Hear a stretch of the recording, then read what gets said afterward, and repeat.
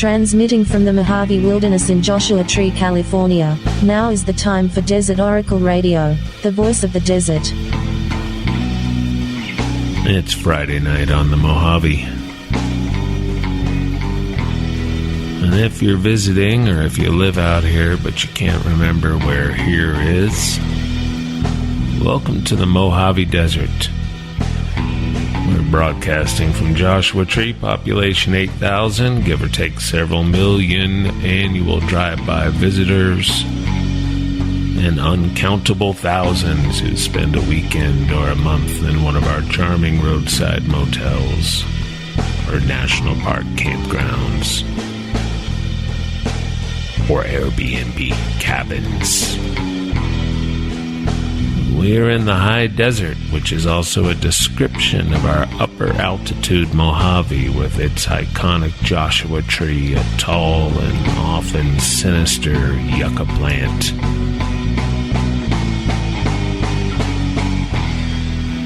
Mormon pioneers gazing upon these 8 or 10 or 50 armed monstrosities filled with lizards and spiders saw the obvious resemblance to the famed Old Testament character called Joshua, and so we call these things Joshua trees. Joshua is Yeshua or Yeshua in Hebrew, and Yeshua is also the name of Jesus, which, when written in Greek and mispronounced by Western Europeans for 1,000-odd years, developed its modern pronunciation via the King James Bible. So Joshua trees are technically Jesus trees. Imagine a place called Jesus Tree National Park. Had our grotesque and beloved yucca tree been given such a name, chances are the national park would have kept its originally proposed name, which was Desert Plants National Monument. That was a choice of Minerva Hoyt, the crusading amateur naturalist from Pasadena who convinced the FDR administration to preserve this wild landscape and habitat. Desert Plants National Monument. Hashtag Jesus Tree.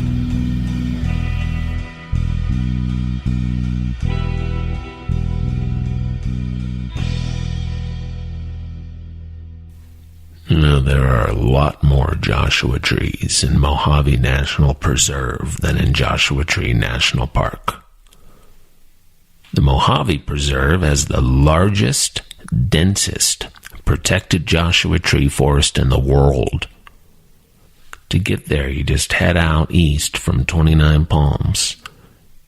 Then you take Amboy Road through Wonder Valley.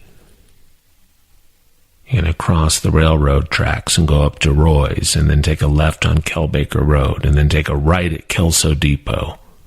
But you can't hear this or any other radio broadcast on the FM band in Kelso. That's because Kelso is surrounded by mighty desert mountains that are impenetrable to FM and television broadcast signals. There's another valley like that not too far north of there, a spot on the map called Mars. It's right up against Death Valley.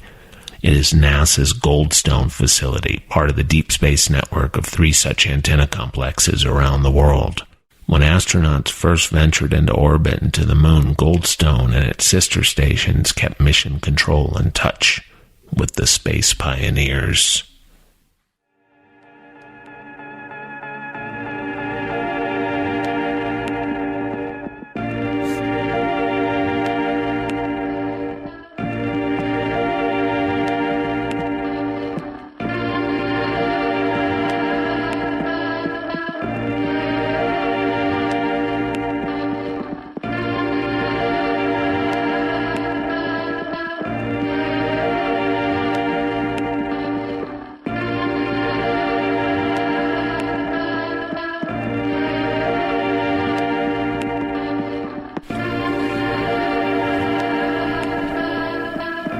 The American desert is the birthplace of the atomic age.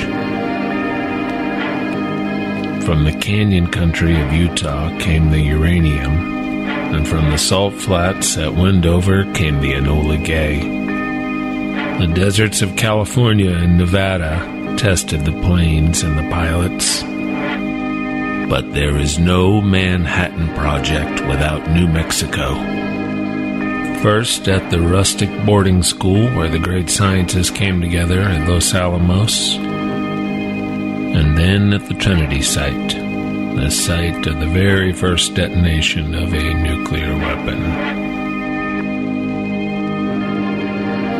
New Mexico became a U.S. state in 1912, a 64-year wait as a territory caused in large part by Washington's discomfort with the land's volatile mix of Indian wars, old Mexican society, and a spiritualism entirely foreign to U.S. Protestants. As the Second World War infected the Old World and most of Europe's great physicists collected in the United States, many of them began to suffer nightmare visions of a new weapon that would make Germany unstoppable.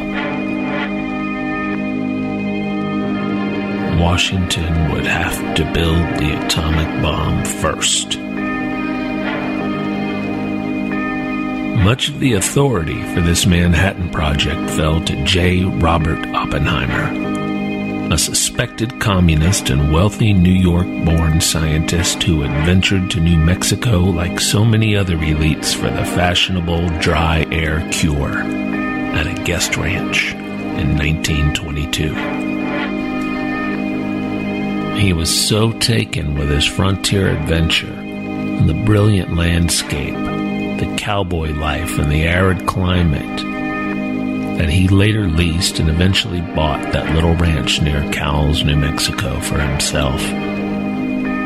When the need arose for a remote location for America's World War II effort to build the A-bomb, Oppenheimer suggested the part of New Mexico that he loved best, the mountains north of Santa Fe. After all, his twin obsessions in life were physics and desert country. The Manhattan Project set up shop in the former Los Alamos Ranch School.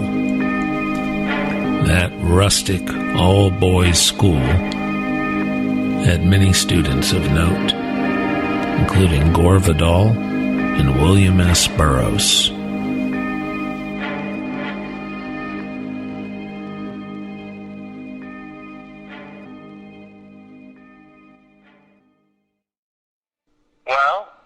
Well, let's say I can't quite see from where I am, but if I step right out onto my front porch here, I can get a look at it. Although hang on a second, Bob. The phone line doesn't quite reach out the door here, but from where I'm you're on a landline? Yes, yeah. As I look down just past the corner of the porch here, I can see, the traffic's backed up actually, right out of the national park. There's quite a few cars there. Are those headlights or taillights? Can you tell? Well, sure, yeah, they're taillights. Are they taillights facing your direction? Well, yeah. Now you're looking down. You're out on Quail Springs Road. I'm not seeing any movement from where I'm sitting. Yeah. Are you sure you can see Quail Springs Road from there? Because where you are, doesn't the hill block the view? A little bit, but sometimes if you really want me to get a good look, I can try and climb up onto the roof. I wonder if what you're looking at is the highway. I don't think so. No, I don't think so. Now, does your house face the north? My porch, yeah, faces north. So to the north of you there, that would be 29 Palms Highway. Well, that's true.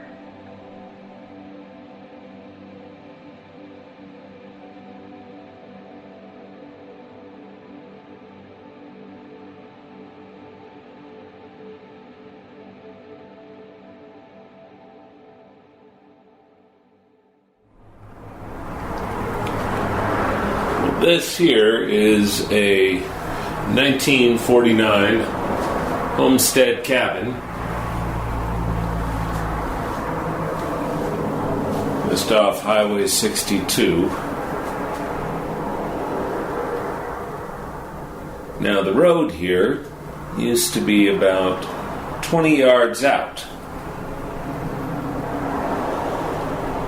But the highway has been widened through the village here, so now let's see, 1, 2, 3, 4 lanes and a turn lane and shoulders, and kind of a pretend bike lane. Be careful. So this is about 250 square feet, has a shed roof, hand plastered walls, popcorn acoustic ceiling, parquet wood floor. There's really nothing bad about it.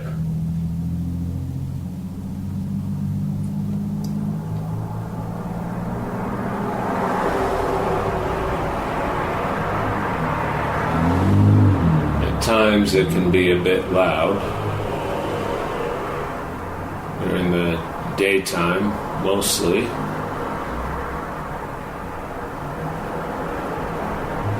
When the trucks come by, the convoys from the Marine base, those much more chaotic convoys of RV America rental fleet.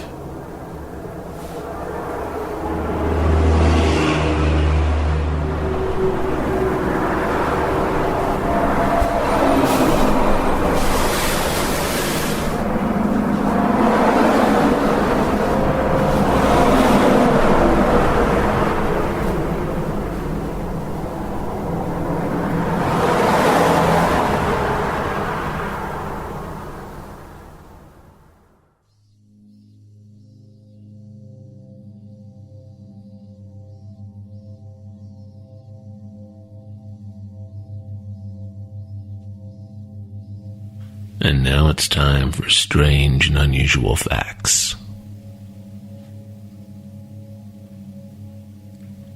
Back in 1855, Secretary of War Jefferson Davis convinced the U.S. Senate to fund a camel expedition from Texas to the Mojave Desert.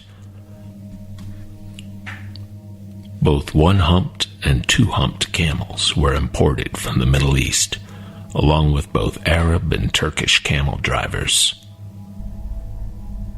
The 70 camels successfully traveled the Great American Desert and easily crossed the Colorado River, while numerous sheep and mules drowned. After reaching the Tehachapis in 1857, the camels were retired to live out their lives at various ranches in California and Arizona. Jefferson Davis had joined the Confederacy in war against the United States, and his camel project was no longer in fashion. Haji Ali, the best known of the camel drivers from the old Ottoman Empire, lived a long and happy life in the American West and died a half-century later, in 1902. He is buried in Quartzsite, Arizona, beneath a pyramid memorial topped with a copper camel.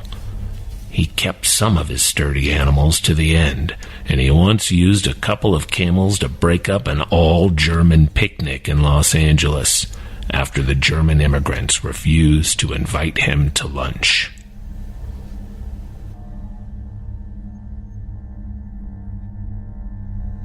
When you see the Jawas carry R2-D2 up the ridge to the enormous sandcrawler tank in 1977's original Star Wars movie, you were looking at a group of costumed fourth graders from Death Valley Elementary School, mostly the children of park rangers.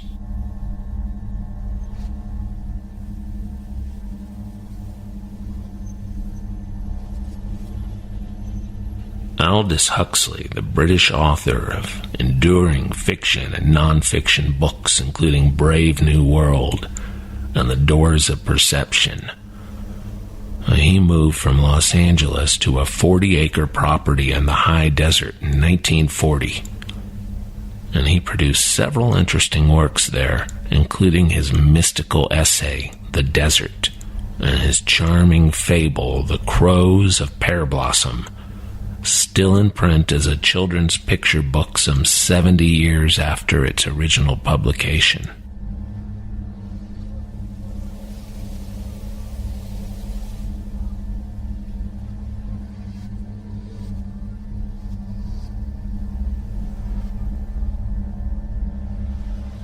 The plot of The Crows of Pear Blossom is this.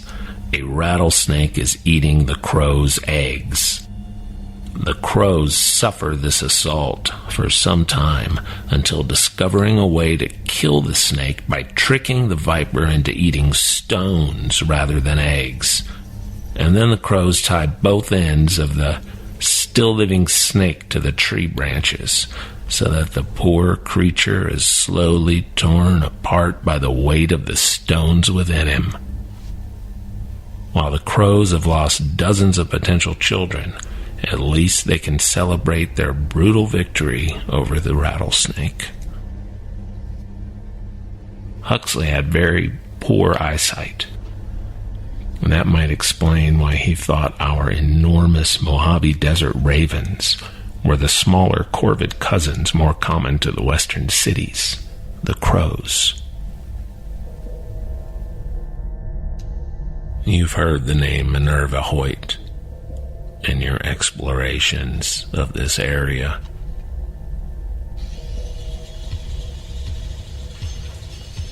Her story is an interesting one.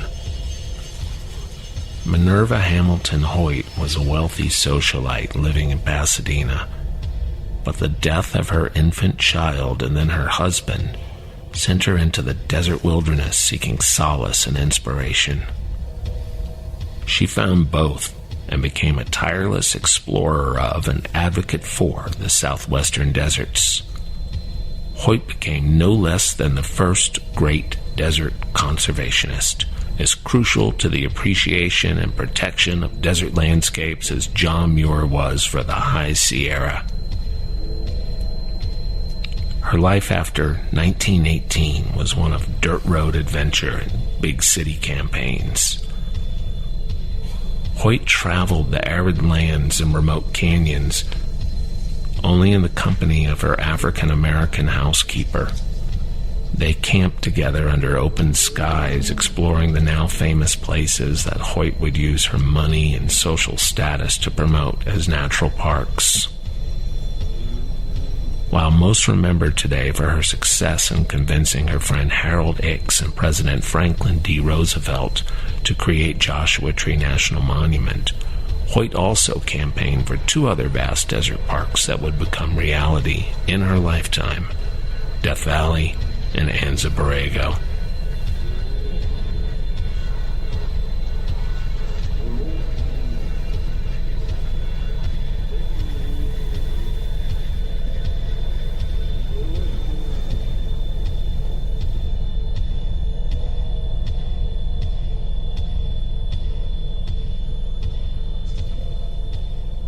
The cultural effect, the theological effect of these phenomena really has influenced human thought, and it has influenced human action.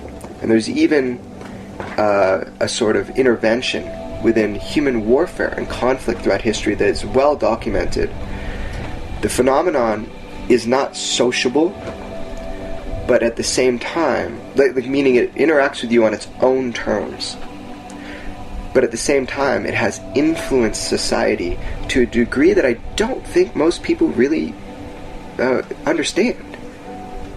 You know, people do things in the name of God that are atrocious, and they do things in the name of their religion that are beautiful, both, right?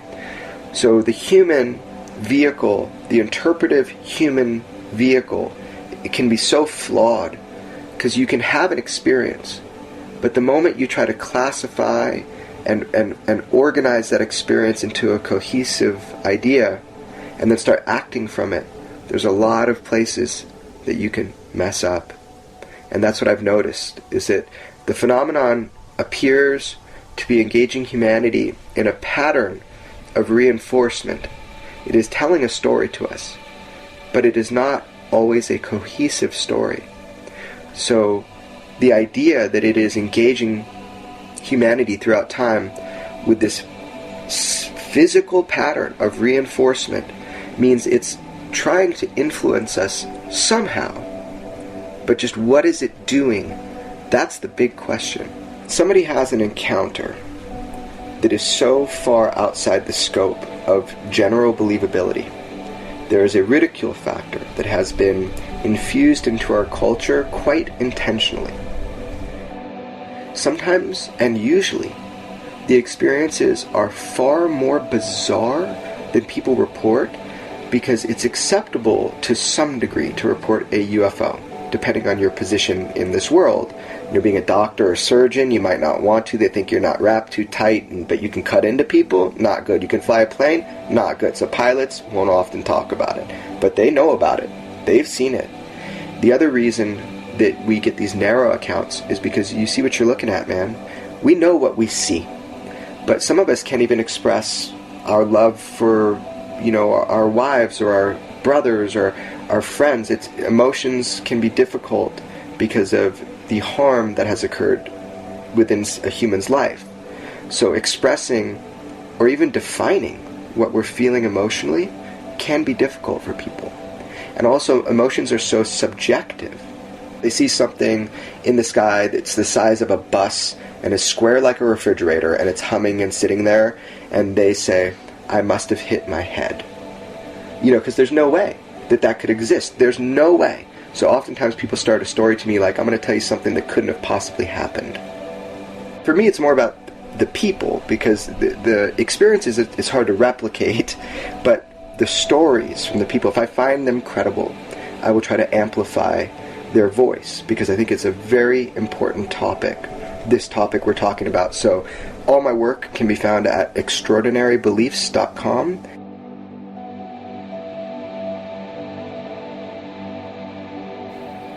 That was part 2 of our interview with Jeremy Kenyon Lockyer Corbell.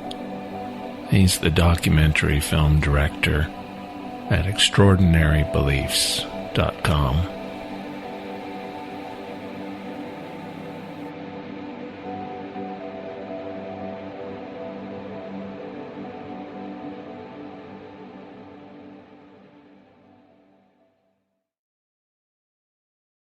And now it's time to report on some recent temperatures in the desert Southwest. Had a record on June 20th in Death Valley, 126.5 degrees Fahrenheit. Palm Springs was 1 degree shy of the all-time record, 122.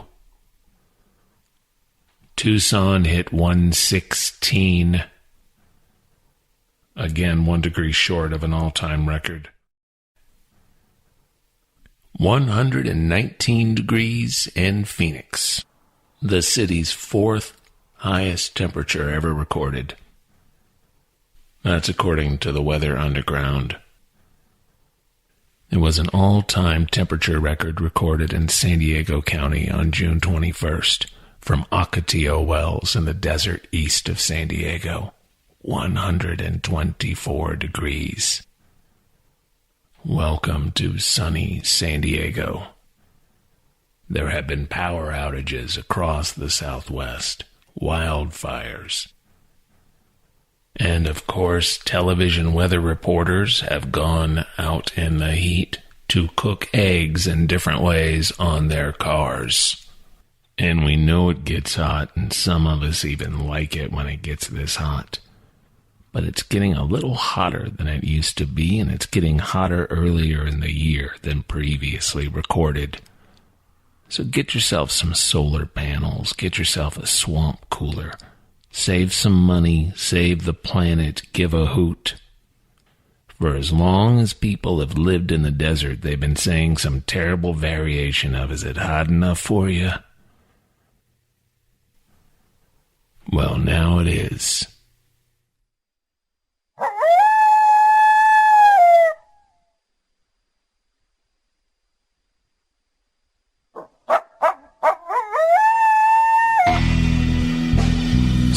announcements.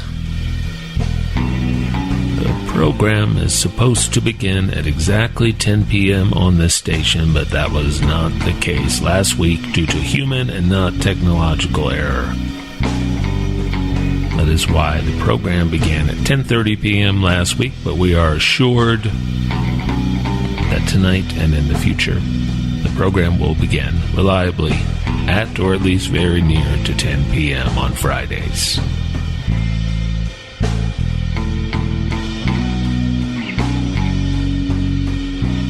The former park ranger will return next week.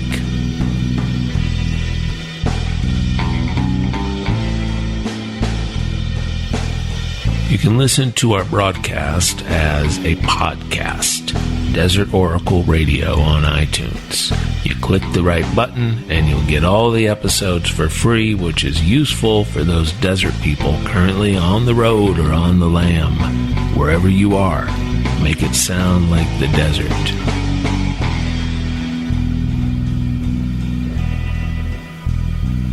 Desert Oracle Radio is brought to you by Desert Oracle, the pocket-sized quarterly field guide to the intriguing American desert.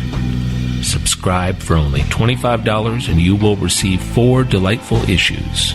Learn about strange history and poisonous reptiles. Gaze upon handsome illustrations and photographs. Be entranced by our very bright yellow cover. Desert Oracle is the name. Find it at dozens of fine retailers across the desert Southwest. From Back of Beyond Books in Moab to the Shoshone Museum next to the Crowbar in Shoshone, California. You can purchase a subscription to the Desert Oracle at desertoracle.com or send $25 by check or money order to Desert Oracle, Post Office Box 1735, Joshua Tree, California. Write to us if you need to at radio@desertoracle.com. Fridays at 10 o'clock on Z1077 FM in Joshua Tree, all the time on iTunes, Desert Oracle Radio. Thank you for listening and good night from the voice of the desert.